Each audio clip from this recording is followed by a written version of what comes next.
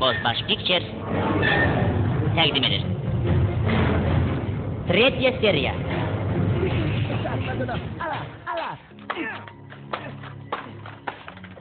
Mən üçün çapda oturan olub. Qalx ayağa gəl buraya. Bırak İdris, onu belə deyən. Sen laf zaten skorusan ki. Salam İdris. Nə var nə yox? Yaxşıyam, sağ ol. Utanmırsan İdris? Neden utanım ki? Prodüser olmak ayıbdır bəyəm, özü də bu zamanədə. Ayıbdır? Mən demirəm ki ayıbdır, öz işindir. Neçə öyrənliyirsən sən ne desən? Heç bir zarafat da zat qalmırsan, yadında da uşaqlıqda gizlənpaç oynuyorduk. Sən gizlənmişsin. Yox, mən gizlənpaçla oynamamışam, məni bağışlayın. Mən getdim.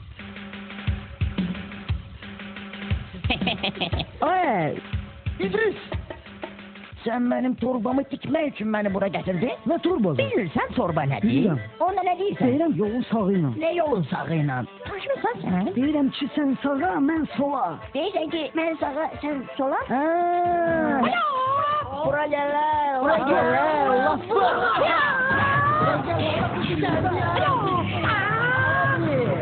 Kara kemer al, kemer karateyden. Ay vurdular.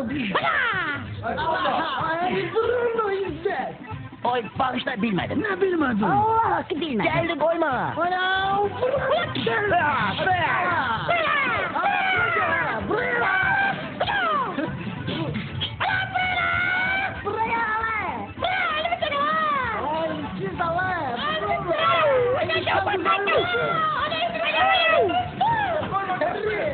Allah tut geldi koru. Ay siz Allah. Eniştesi doymuyor. Oy sen ne gündesen he? Ay siz Allah. Eniştesi doymuyor.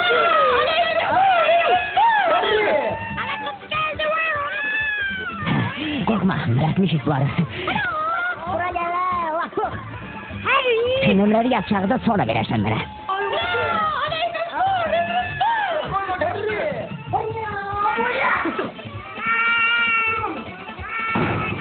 Beni. Tut.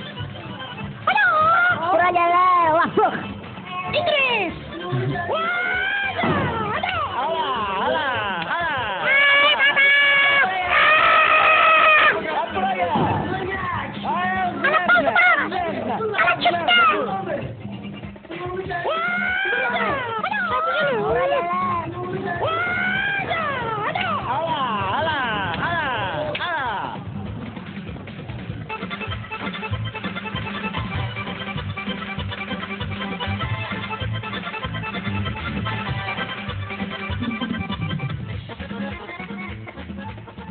Bozbaş Pictures'ın təqdim etdiyi Şeyin Derya ve onun prodüser əhvalatı bununla sona bitti. Ama elə bilmeyin bununla biz öz sözümüzü dedik.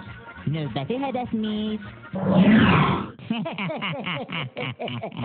Bir sözlə, to be continued.